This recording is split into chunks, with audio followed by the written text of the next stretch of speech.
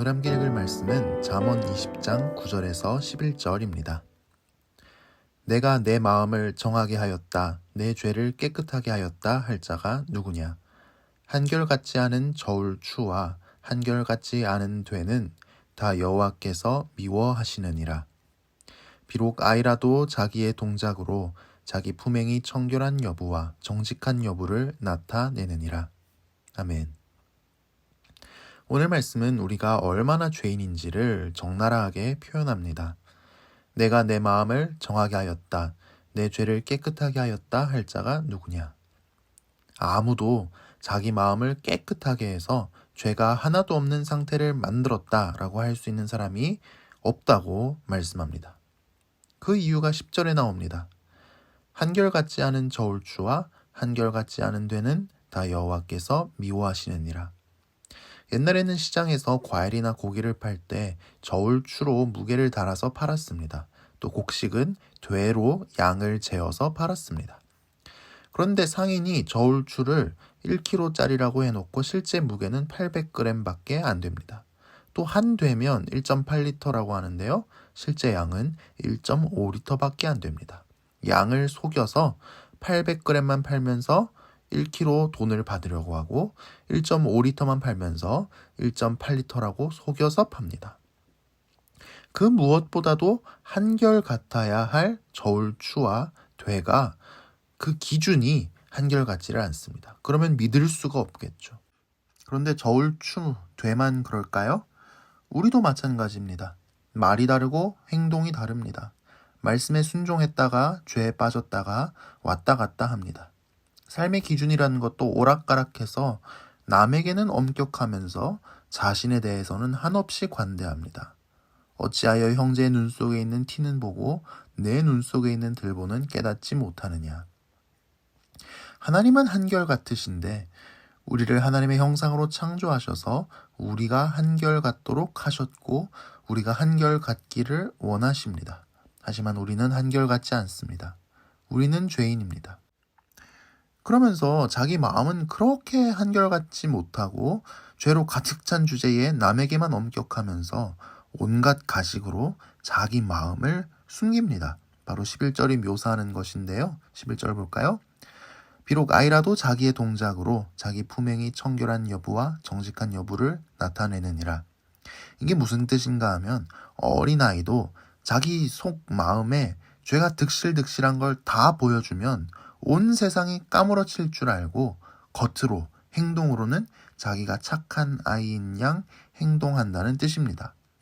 아직 사리 분별 잘 못하는 아이도 그러는데 어른이야 오죽하겠습니까? 우리는 다 서로 어느 정도 가식이 있으니까 서로를 상대하면서 살지, 만약에 서로의 속마음이 훤히 보이면 진절머리 치면서 절규하고 싶을지도 모릅니다. 정말 그 누구도 믿을 수 없을 것입니다. 그래서 예레미야 선지자는 이렇게 말했나 봅니다. 만물보다 거짓되고 심히 부패한 것은 마음이라. 그래서 세상의 거의 모든 종교, 철학은 이렇게 인간이 윤리적으로 심각한 문제가 있다는 점을 인식합니다. 그래서 그 해결책으로 엄격한 규칙을 발달시켰습니다. 또는 내면의 수행을 답으로 제시했습니다. 또는 인간이 자연적으로 느끼는 이런 윤리적인 문제가 사실은 문제가 아니라는 식으로 회피하고 또 죄를 정당화합니다. 하지만 이 문제 앞에서 기독교는 선명한 복음을 제시합니다. 죄로 가득 찬 이 몸과 죄로 시커멓게 물든 내 마음과 죄의 덩어리가 되어버린 내 전 존재를 짊어지고 2000년 전 예수님이 십자가에서 돌아가셨습니다. 바로 죄 없으신 예수가 당한 죄의 벌 죽음으로 죄의 덩어리인 내 전 존재가 십자가에서 예수와 함께 죽었습니다. 그리고 우리가 이 예수를 믿을 때 성령으로 우리는 예수님과 하나가 되어서 죄짓고 살던 나는 죽고 이제 예수가 내 안에 사십니다. 그래서 죄 지을 줄밖에 모르고 생각하는 건 다 죄뿐이었던 우리가 예수님의 열매를 맺게 하시는 것입니다. 우리는 죄짓고 살던 과거를 후회합니다. 다시는 돌아올 수 없는 시간이 되어버렸는데 죄 지으면서 흘러가 버린 세월에 속이 상합니다. 눈물도 납니다. 그러면서도 지금 죄 때문에 어려운 곤경에 빠진 것 같아서 과연 이 어려움에서 내가 빠져나올 수 있을지 자신이 없을 때도 있습니다. 이 곤경에서 빠져나온다 한들 죄가 들끓는 이 마음 그냥 그대로일까봐 절망스럽습니다. 내가 얼마나 안 변하는지 나는 아니까요. 예수님을 의지합시다. 예수를 믿는 것이 바로 예수님을 의지하는 것입니다. 도와주시옵소서 기도합시다. 나는 죽고 예수님이 내 안에 사셔서 내가 살게 하여 주옵소서 기도드립시다.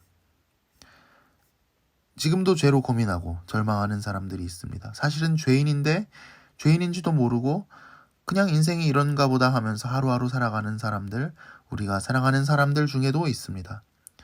우리가 다 죄인인 것을 깨닫고 예수를 찾고 예수께 속히 돌아오도록 기회를 주시도록 계기를 주시도록 마음을 변화시켜 주시도록 기도로 구합시다.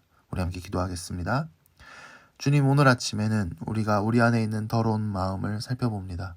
주님께서는 노하기만 해도 이미 살인했다고 하셨고 마음에 음욕을 품고 사람을 보기만 해도 이미 간음했다고 하셨습니다. 주님, 우리는 주님께서 우리에게 요구하시는 완전함으로부터 한참이나 멀리 떨어져 있음을 고백합니다. 그런데 내 힘으로 나를 바꿔보려고 해도 우리는 죄를 이길 수 없었으며 우리는 잘 변하지 않았습니다. 이제 우리의 모든 시도를 주님 앞에 내려놓습니다. 죄인인 나를 짊어지시고 나와 함께 십자가에 못 박혀 죽으신 예수님을 의지하기 원합니다. 지금도 살아계시며 우리에게 성령을 부어주셔서 우리 안에 부활 생명으로 살아계신 예수님, 나는 죽고 예수님이 내 안에 사셔서 내가 살게 하시고 예수님의 열매들을 맺게 하여 주옵소서. 우리를 놀랍게 사랑하신 주님의 사랑을 믿을 수 있게 해주시고 우리 마음속에 느낄 수 있게 하여 주옵소서. 우리도 주님만 사랑하게 하여 주시옵소서. 주님과 함께하는 오늘 하루 삶이 주 안에서 복되기를 원합니다. 주님이 함께 하시니 두려워하지 말게 하옵소서. 답답한 중에도 나를 위로하시고 나와 함께 계시는 주님을 느낄 수 있게 하여 주시옵소서. 예수님 이름으로 기도합니다. 아멘.